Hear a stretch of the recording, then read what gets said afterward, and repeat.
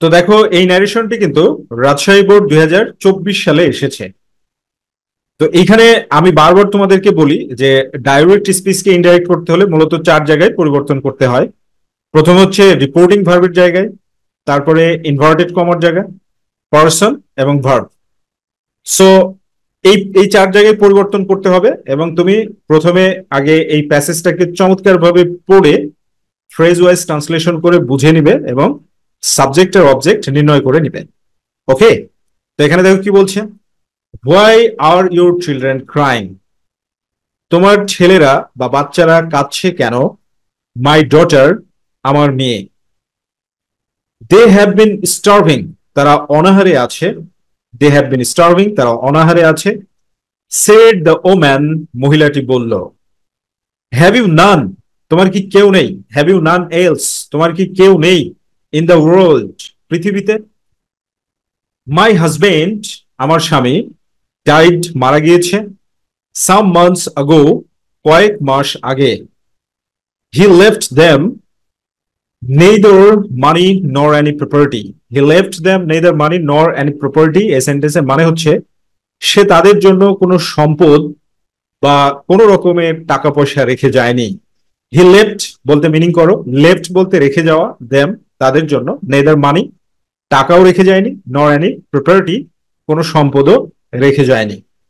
So সুতরাং দে আর in a great distress, তারা মানে ডিস্ট্রেস মানে কি? দুর্দশাগ্রস্ত। তারা খুব দুর্দশাগ্রস্ত বা বিশাল, গ্রেট ডিস্ট্রেস মানে বিশাল দুর্দশায় আছে। দে হ্যাভ টু স্টার্ভ, তাদেরকে অনাহারে থাকতে হয়। সামটাইমস, মাঝে মাঝে। What a PT it is, এটা কি করুণ দৃশ্য। What a PT it is, তার মানে এটা কি করুণ দৃশ্য। সেড দ্য ক্যালিফ, খলিফা বলল। ক্যালিফ মানে খলিফা। তার মানে আমরা বুঝতে পারছি খলিফা এবং একজন মানুষের, একটা মহিলার মধ্যে কথা হচ্ছে। এর মানে হচ্ছে হজরত উমর রাদিয়াল্লাহু তাআলা আনহু এবং একটা মহিলার মধ্যে একটা ডায়ালগ হচ্ছিল, সেইটাকে এখানে তুলে দেওয়া হয়েছে ন্যারেশন হিসাবে। ঠিক আছে, তো দেখো এখানে দ্য ক্যালিফ এবং মহিলা। তো ক্যালিফ যখন হবে, কথা বলবে, সাবজেক্ট হবে, তখন দ্য ওম্যান এ হবে কি? এই দ্য ওম্যান হবে হচ্ছে অবজেক্ট, রাইট? তো আমরা অ্যান্সারটা শুরু করি। অ্যান্সার শুরু করলে কি হবে? মহিলাকে মাই ডটার বলে অ্যাড্রেস করছে ক্যালিফ। ঠিক আছে, মাই ডটার বলে অ্যাড্রেস করছে। তো আমরা কি বলবো অ্যাড্রেস করা হলে? Addressing, addressing the woman as her, as his daughter. কেন হিজ? কারণ ক্যালিফ অনুযায়ী মাইটা, খলিফা অনুযায়ী মাইটা হিজ হয়ে গেল।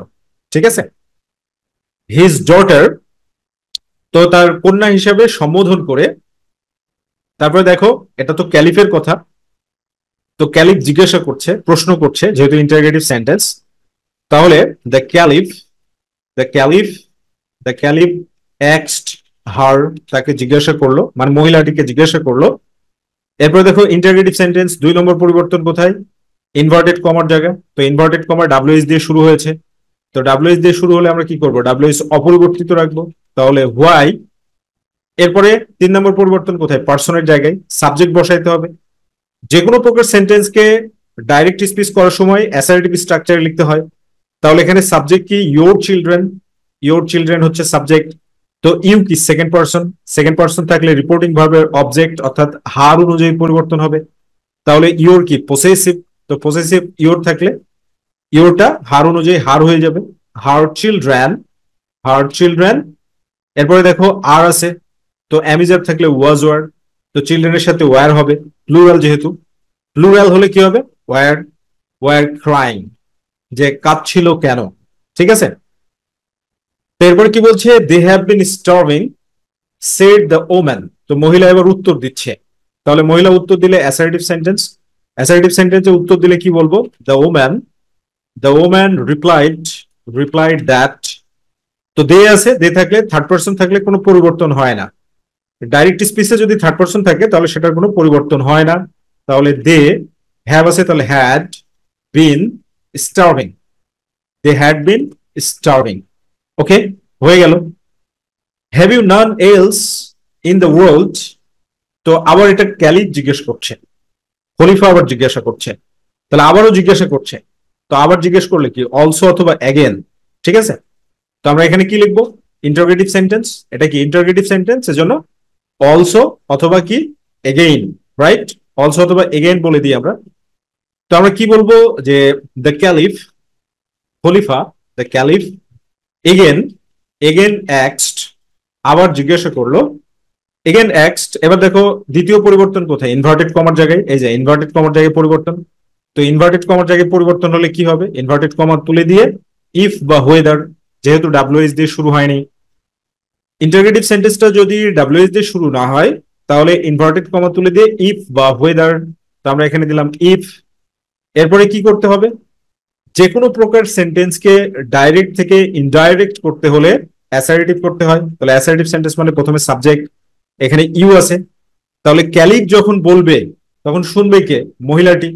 তাহলে ইউ মানে কি সেকেন্ড পারসন, সেকেন্ড পারসন থাকলে রিপোর্টিং ভার্বের অবজেক্ট এখানে মহিলা, মহিলা অনুযায়ী শি হয়ে যাবে, ঠিক আছে। এরপর এখানে দেখো হ্যাভ আছে, তাহলে হ্যাভ সমান had, if she had known else in the world, তাই এই পৃথিবীতে কি তার কেউ নাই।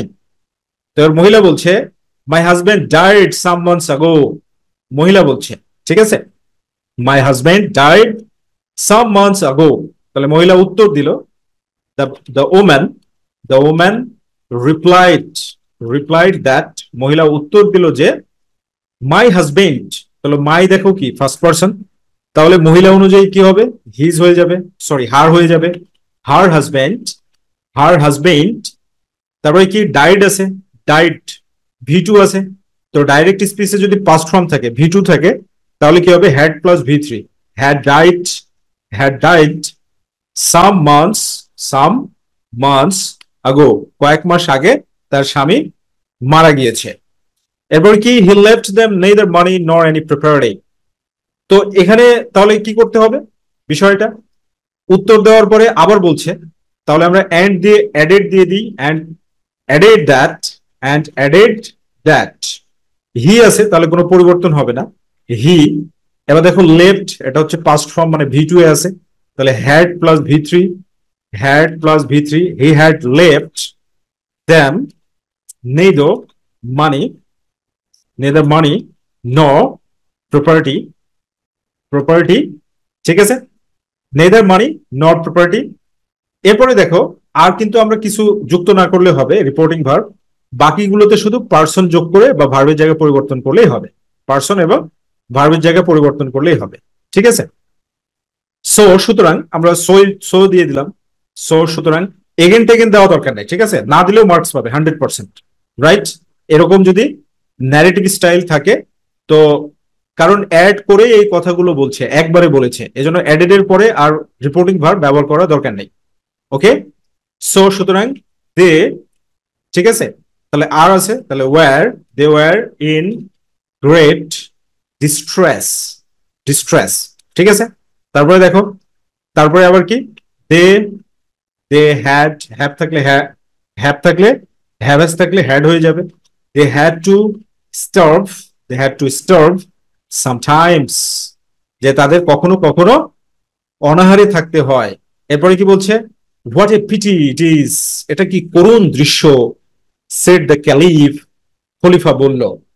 সো এটা এক্সক্লেমেটরি সেন্টেন্স, এক্সক্লেমেটরি সেন্টেন্স হলে রিপোর্টিং ভার্ব কি হবে, দুঃখ বুঝাচ্ছে, ঠিক আছে।